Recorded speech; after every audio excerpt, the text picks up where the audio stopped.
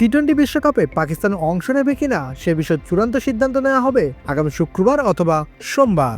আজ সোমবার এক বিবৃতিতে একথা জানিয়েছেন পাকিস্তান ক্রিকেট বোর্ড পিসিবির চেয়ারম্যান মহসিন নাকভি।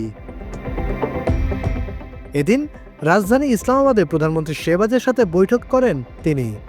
এ সময় টুর্নামেন্টে অংশ নেওয়ার বিষয়ে পাকিস্তানের অবস্থান সম্পর্কে শেহবাজকে অবহিত করেন নাকভি।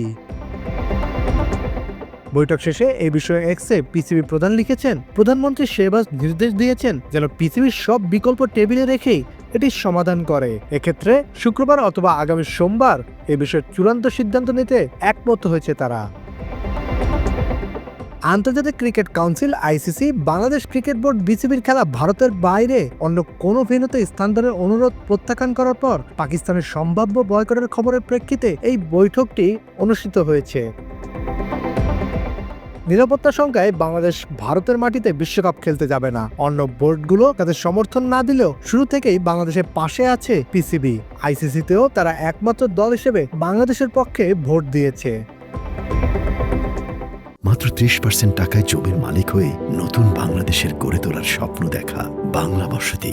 এই পরিস্থিতিতে গুঞ্জন উঠেছে পাকিস্তান বাংলাদেশের সমর্থনে আসন্ন টি-20 বিশ্বকাপও বয়কট করতে পারে। সে সিদ্ধান্ত এখনো আসেনি, তবে বিকল্প ভাবনা ভেবে রেখেছে পাকিস্তান, এমন খবরও দিয়েছে দেশটির বিভিন্ন গণমাধ্যম।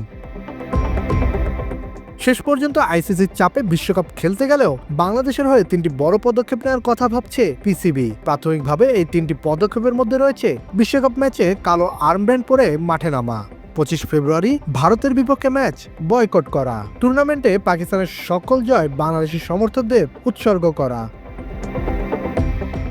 বাংলাদেশের সমর্থনে পাকিস্তান শুরু থেকেই কথা বলে আসছে, তবে পুরো বিশ্বকাপ বয়কট করলে বড় ধরনের শাস্তির মুখে পড়বে পাকিস্তান। সেই শাস্তি থেকে বাঁচতে শেষ পর্যন্ত বিশ্বকাপে যেতে পারে দলটি, এমনটাই বলছেন অনেকে।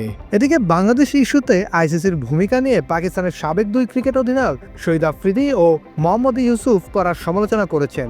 তারা এই সিদ্ধান্তকে অসঙ্গত এবং বৈষম্যমূলক উল্লেখ করে আইসিসিকে ন্যায়সঙ্গত ও নিরপেক্ষ ভূমিকা পালনের আহ্বান জানিয়েছেন। সামাজিক যোগাযোগ মাধ্যম এক্সে আফ্রিদি লিখেছেন, বাংলাদেশ এবং আইসিসি ইভেন্টে খেলা একজন সাবেক আন্তর্জাতিক ক্রিকেটার হিসেবে আজ আইসিসির এই অসঙ্গত আচরণে তিনি গভীরভাবে হতাশ। 2025 সালে পাকিস্তান সফরে না যাওয়ার ক্ষেত্রে ভারতের নিরাপত্তা উদ্বেগ মেনে নেওয়া হয়েছে, অথচ বাংলাদেশের ক্ষেত্রে একই ধরনের বোঝাপড়া দেখানো হচ্ছে না।